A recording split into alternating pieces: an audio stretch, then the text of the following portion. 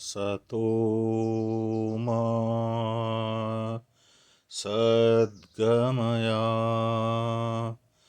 ತಮಸೋ ಮಾ ಜ್ಯೋತಿರ್ಗಮಯ ಮೃತ್ಯೋರ್ಮಾ ಅಮೃತಾಂಗಮಯ. ಓಂ ಶಾಂತಿ ಶಾಂತಿ ಶಾಂತಿ.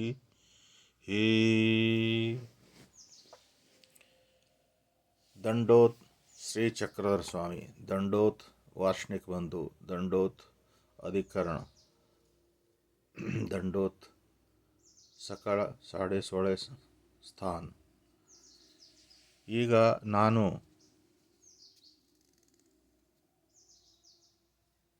ಬ್ರಹ್ಮವಿದ್ಯೆಯ ಮೂಲ ಅಂಶವನ್ನು ಹೇಳಲು ಬಯಸುತ್ತೇನೆ. ಬ್ರಹ್ಮವಿದ್ಯೆಯಲ್ಲಿ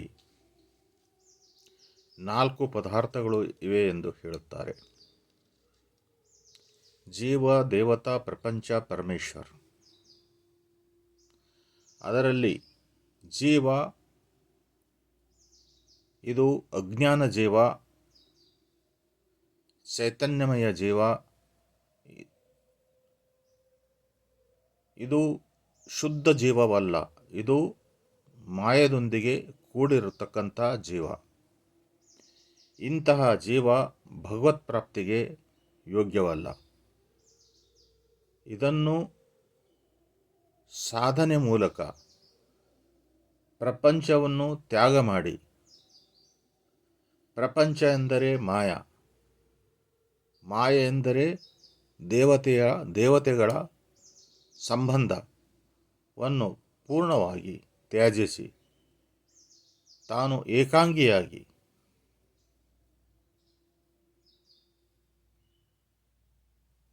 ಪೂರ್ಣ ವೈರಾಗ್ಯದಿಂದ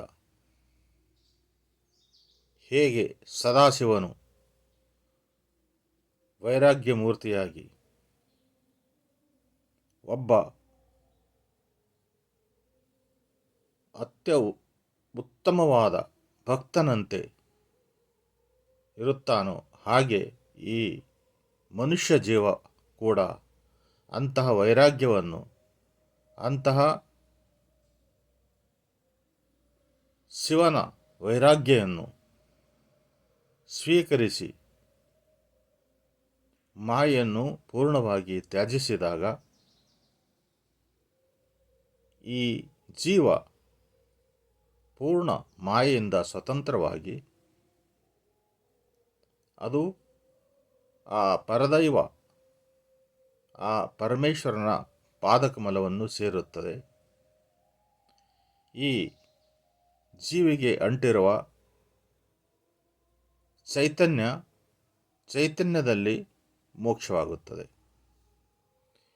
ಹೀಗೆ ಜೀವ ಮೋಕ್ಷದೊಂದಿಗೆ ಚೈತನ್ಯ ಮೋಕ್ಷವಾಗುವುದುಂಟು.